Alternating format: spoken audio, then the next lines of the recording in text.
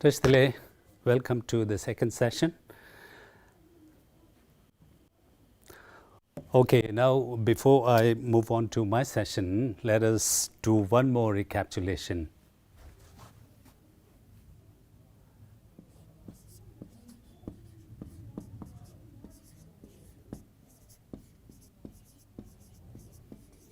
Okay, the first one we have done, the recapitulation of the parts of speech, and out of the 8 parts of speech, we have also done one of the most important parts of speech, that is verb form. And then after that, we have also done the types of sentences. Okay, now these are the things that we have already done in the first session. Okay, yes. So, which is we have also shown you the sample work of class 6, 7, 8, and you have already seen the difference, although all these things are there from class 5 to 8, but the only difference is the difficulty levels, okay, which is the choice of words used by class 5 student, class 6 student, class 8, like this.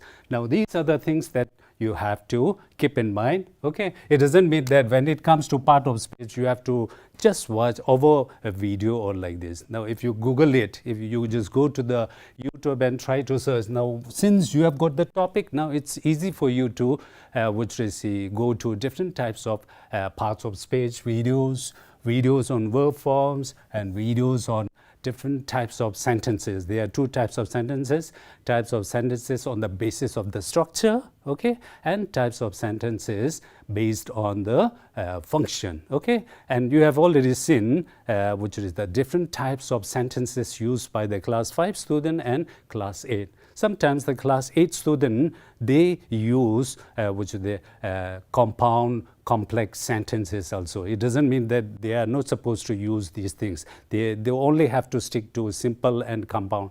No, this is not applicable. So anybody can use different kind of sentences, okay. Now, as a teacher, if you come across students who do very good by using simple and compound sentences, then you have to encourage your student to focus more on introducing more complex sentences and complex compound sentences. So this is how the growth is made in that particular student, instead of using the same.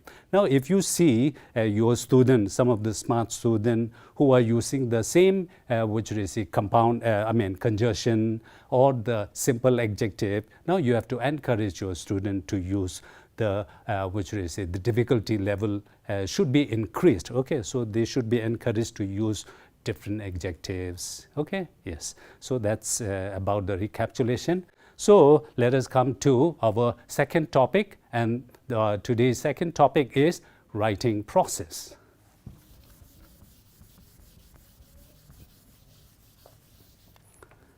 Okay, so whatever language we talk about, we have got the 4 skills. Okay, the first one is the receptive, in which we talk about the listening, and then we talk about the reading.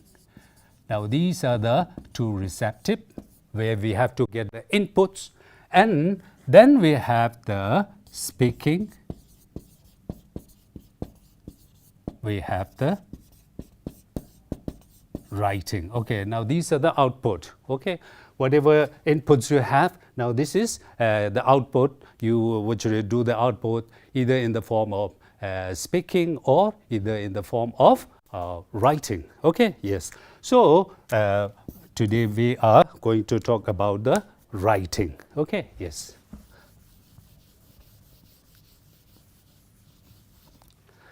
So the writing is the most important part, okay. There is no way you can go away from writing, okay. We do different kind of writing. Even if you are not in a school, you do different kind of writing. For example, you keep your journal, you keep writing, okay, like this. So I also have I do writing practice, and I have got my own blog. So those of you who are interested in writing, it's better, okay, you create your own blog, because most of these blogs come in free form. Okay, you don't have to pay anything. So instead of sacking all your works right from class 6, 7, 8, it's better you just make your own blog. Okay, now just for your kind information, I'm going to share my blog. So if you get time, please go through this blog. My blog name is rangme.com.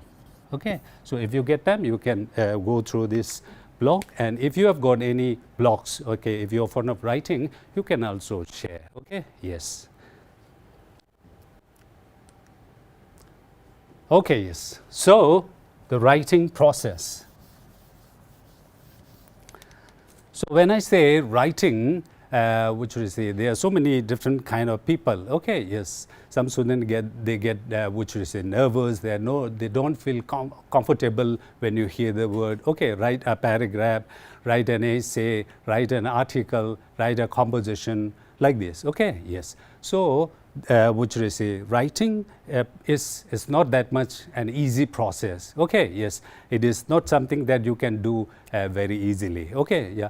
So just to give you an example, I'm going to use one metaphor. Okay, what is that metaphor? That metaphor is M-O-M-O. Okay, what is this? M-O-M-O? No, I'm not talking about momola. Okay, yes, I'm talking about momo. Okay, yes, momo can be vegetable momo or momo can be non-veg momo. There are different types of momo. I'm sure you all like momo. Okay, yes. So you must be wondering why all of a sudden I'm just bringing the topic momo and makes everyone water their mouth. Okay, yes. So momo, because this is a very exact, I mean the suitable metaphor I use for the writing process. Okay, yes. So momo, it's not easy. Okay, in order to make a momo, you need to follow some process. Am I right? Okay, yes. So whatever momo you are making, whether you are making momo in America, whether you are making momo in India, or whether you are a Chinese, whether you are Indian, whether you are Tibetan, whatever you are, wherever you are, when it comes to momo, we have to follow some process. Okay, if you follow this process properly, then you can easily prepare a momo. Momo can be made very easily once you follow these steps. Okay, now if you don't if you don't follow the process properly, then instead of becoming a momo, then that stuff may become some other else. Okay, yes. So it's important for us to keep in mind the process. Now, whenever I say writing process, you have to think of this metaphor momo. Okay, how do we make momo? Okay, momo cannot be made in just 1 second on it. It has to go under different types of processes. So today I'm going to discuss about the writing process in the first session, and in the next session, Angela will do the application part of the writing process. Okay, yes. Now, first of all, I want to ask you whether you know the writing process.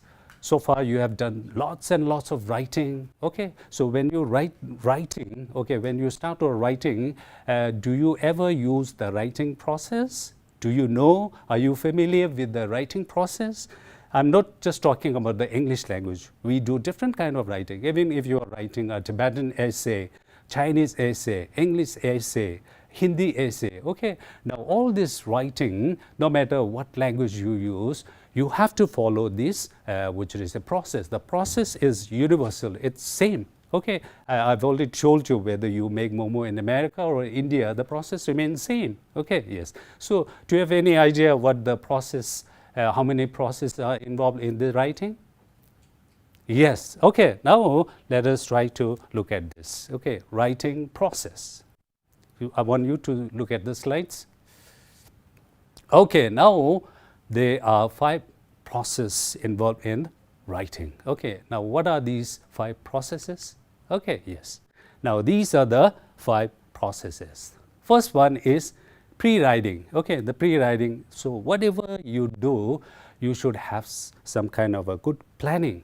Okay, yes. If your planning is good, then half job is done already. Okay, so whenever somebody tells you to do a small piece of writing, okay, instead of what should I say, getting some kind of shock or like this, it's better you just think about the writing process. For example, I will just give you, okay, now all the class 8 students, you are going to clean the whole football ground. Okay, yes, if I tell like this, the student, they will not be able to digest when I say, okay, all the class 8 students, they are going to clean the whole football ground. Okay, for a moment they may get shocked. Oh, how come we can be able to clean all the football ground? After all, it's a very big football ground. Okay, now if I cut all these things, okay, one student, you will get small piece, the other student will, now if the student individually, they keep on cleaning their small part, and at the end of the day, we have already cleaned the football ground. Okay, so how does it look in the beginning when you are not able to break all this down? It's which a humongous task you feel. Okay, but if you break all these things, if you plan and if you try to follow some process, then it becomes very easy. Okay, yes, within few minutes, all the students will be able to clean entire football ground, no matter how big the football ground is. Okay, so whatever you do, okay, even if it is a piece of writing, you need a proper plan. Okay, yes. Now these are the process. What are these 5 processes? The first one is pre-writing. The second one is drafting. And the third one is revising. Fourth one is editing. And last one is publishing. Okay, yes. So think of Momo making. Momo making, you have to follow one steps. You have to follow the process. Okay. And when it comes to writing, you have to follow these process. Okay, now if you follow this, your writing becomes very easy. Okay, yes, so that is the thing. So I'm going to just explain this, which is 5 processes in brief, but Kedinchila will do, which is the application part. You got it? Okay, so once again, let us try to, which is remember the process. First one is pre-writing, second one is drafting, third one is revising, fourth one is editing, and fifth one is publishing. Now this is just a universal. Okay, yes, it applies to all the languages, in whichever language you are writing a piece of thing. Okay, whether you are in America or in India or anything. Okay, now this is the process. Okay, yes. Now sometimes we may have different process. Okay, but the main work remains same. For example, in our textbook, CBEC and NCRT, we have got a different writing process. Okay, yes. Well, what is that writing process? This writing process is, here is an acronym. Okay, CODER. Okay, I've already made one video on this coder, okay, based on the CBEC and NCRT, but the work, it's almost same. Okay, C stands for collect ideas. You have to first, before writing anything, you have to collect ideas. After collecting ideas, you have to organize these ideas, and then you do your first draft. First draft means you start writing, and after the first draft, you do the necessary editing, and finally, you revise this. Okay, you just see whether you have done this editing part or not. Now, this is another form of writing process. Now, we are going to stick on this, these 5, what should I say, writing process. Okay, yes, pre-writing, drafting, revising, editing, and publishing. Okay, now let us talk about pre-writing. Okay, so what is pre-writing all about? Okay, so pre-writing. Now, from the word itself, you will get some idea, pre-writing. Okay, before you write, what do? Get your ideas on a paper. You have to get ideas on the paper. And before you write anything, whatever writer we have, okay, it's very important for you to make these 2 things clear for you. Okay, first one is, what is your audience? Even if you're writing a Tibetan, which is an article in a newspaper or a magazine like this, first you have to check who is my audience. Okay, audience means the people who are reading your write-up. Okay, you have to be very clear. Okay, my audience is all the Tibetan. No, I'm writing this particular essay in an international magazine, so my audience will be all the foreigners. Okay, I'm writing this in my school magazine, so my audience will be my students and my staff member, like this. So you have to know your audience. That is very important. You must have read so many fictions. Okay, yes, Harry Potter. Okay, detective stories. So many things. Okay, now these writers, first they have to keep in mind who their audience is. So once they get this audience clear, then it's easy for them to start. Okay, so whenever you do a small piece of writing, now these are the plans. So you have to know your audience, and the second important thing is your purpose.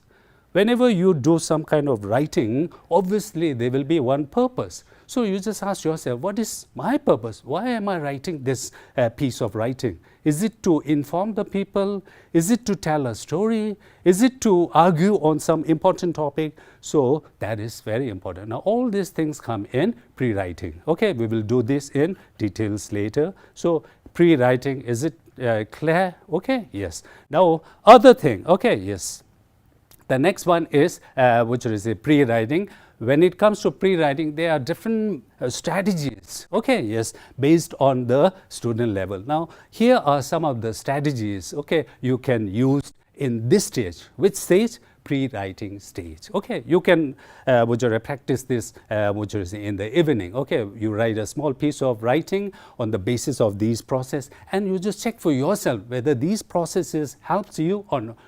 Okay, if it does not have, then you just continue your own style. Okay, the first one is brainstorming. So look at the word brain. Brainstorming means you write everything that comes in your mind. For example, you are talking about the COVID-19. Okay, it's a disease. Okay, yes. Now, if somebody tells you to write on an essay on COVID-19, you have to think, okay, what is my purpose? Okay, who is my audience? Who is going to read my write-up? Okay, and then you start. If you don't have any idea, now these are the strategies that you are going to do. Brainstorming. Okay, you just keep writing whatever you think. Okay, you just write. Okay, yes, and you will get a whole lot of ideas, and from that idea you can easily pick 3. Okay, yes. And then the other one is clustering. The word cluster means you make a small groups. Okay, yes, that is another strategy. And the third one is free writing. Okay, what is free writing? Free writing is when you write something, okay, without any pause. You just keep writing. For example, if I'm writing on COVID, okay, my teacher told me to write an essay on COVID-19. Actually, I don't know what COVID-19 is, but recently I heard this word from one of my friends, and I came to know that this is you keep on writing all these things. Okay, this is called free writing. There is no need for you to do any kind of checking. Okay, so this is free writing. By doing this free writing, you will get some idea what you are supposed to write. And then we have got the questioning. Okay, for example, if you are writing some incident, okay, yes, reporting. You remember whenever we report, we have got the 5 Ws. Okay, the questions. Okay, now suppose you are writing about the flood. Okay, yes, flood. Where was the flood taking place, when, how, where, how it is happening, why is it happening, all these things. Now this is one of the pre-writing strategy. Now you can choose one of these. Okay, this will be very helpful. And the second one is, okay, now whenever we write, okay, now we make use of all this visual. Okay, yes, we call it flowchart. Okay, yes, graphic organizer. They are called graphic organizer.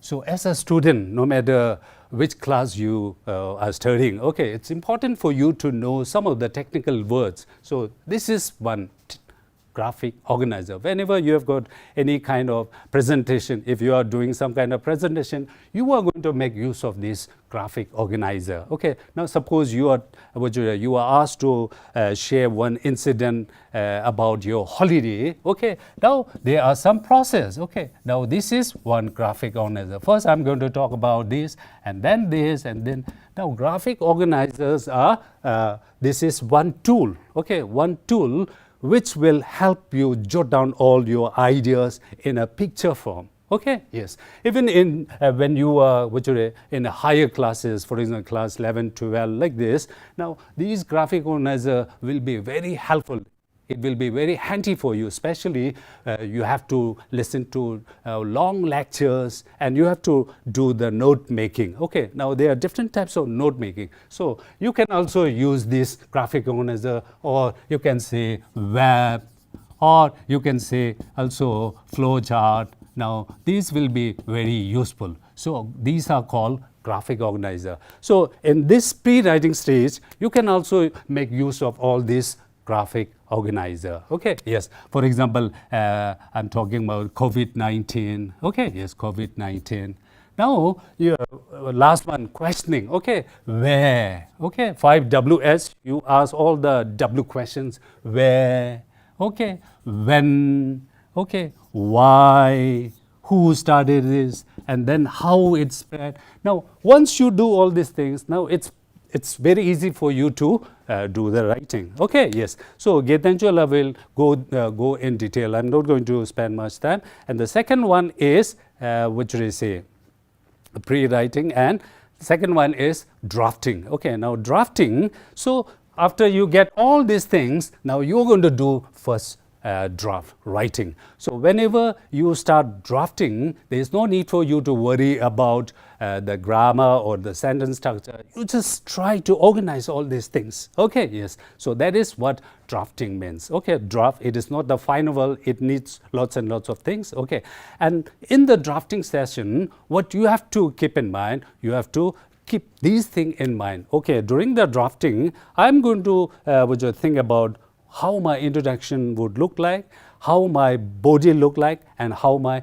conclusion look like. Okay, introduction. Whenever you write anything, your introduction part's very important. We say hook, isn't it? Now, this particular sentence will just grab the attention of the readers. So there are different ways of starting your introduction. You can ask, you can introduce by asking question. You can start by writing some quotation. They are different. We will learn this later. And then body, and then finally conclusion. Conclusion is almost same. Some people, they use the same introduction than the conclusion. Okay, whatever, we have to summarize this. So this is the drafting stage, and the next one is revising. Okay, revising, there is one acronym you have to keep in mind. What is that acronym? This is ARMS. Okay, yes. So what does ARM mean? Add sentences. So in the revising and editing, some people, they do simultaneously. Okay, but what you have to keep in mind in revising and editing is a bit different. So in a revising, what are we focusing on? What is our main focus? In the revising stage, our main focus is on the content. Okay, we have to focus on content. Okay, yes. For example, if there is any need for new sentence, or this sentence, it's I've got so many simple sentences. I'm going to use compound sentence. I'm going to use complex sentence nowadays. And second one, remove unwanted sentences. You have written one draft. Now try to see if there are some unwanted. You just take it out. Now this happens in this revising. And then you just if there is any if you need to shuffle some sentences, okay, up and down, this is the stage. And finally there are some words. Okay, every day he's very good. If you have got that word good, you just try to find a synonym of good. In Tibetan we say Twinjik Mingi Namda. Okay, you just try to say. So instead of using good throughout the sentences, why don't you start another word? Okay, so all these things happen in revising. So remember, in the revising, we only focus on the content.